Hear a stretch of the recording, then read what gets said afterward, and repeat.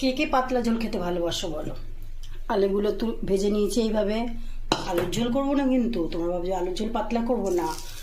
এটা গরম মশলা দিলাম, তেজপাতা দিলাম, দেখো পেঁয়াজ দিয়ে দিলাম।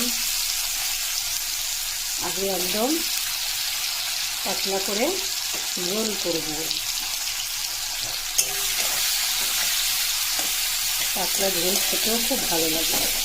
কিসে পাতলা ঝোল করবো দাঁড়াও দেখা।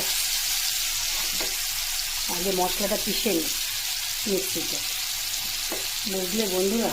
তার রসুন কাঁচা লঙ্কা একসাথে পেস্ট ছিল, এটাকে দিয়ে দিলাম। দুটো টমেটো কেটে দিয়ে দিলাম। এটাকে কষিয়ে নিই, একটু জল দিয়ে কষাবো।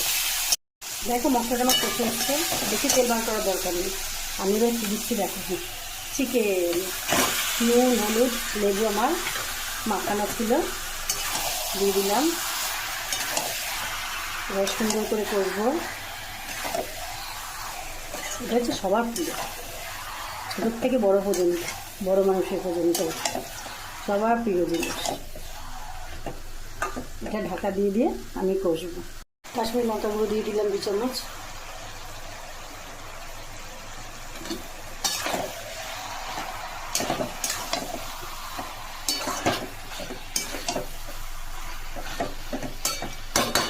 চাপা দিয়ে দিয়ে কষে নিই।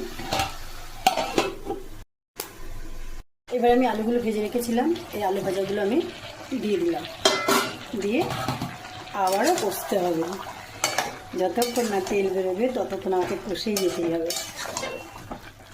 মুরগির মাংস যত কষাবো তত ভালো লাগবে। মুরগির মাংস বলি না, খাসির মাংস তাই, সব কিছুর একটা টাইম আছে।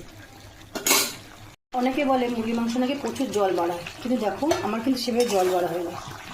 হ্যাঁ, কেন কারণটা তোমাদের বলে দিচ্ছি। লবণটা মাখিয়ে তোমরা একটা ঝাঁঝরি থালা বা ঝাঁঝরি বাটিতে তুলে রেখে দেবে, বেশ 8 ঘন্টা মতন, দেখবে জলটা সব বেরিয়ে যাবে। ঠিক আছে, আমার কিন্তু সেইভাবে জল বেরিয়েছে বেরোয়।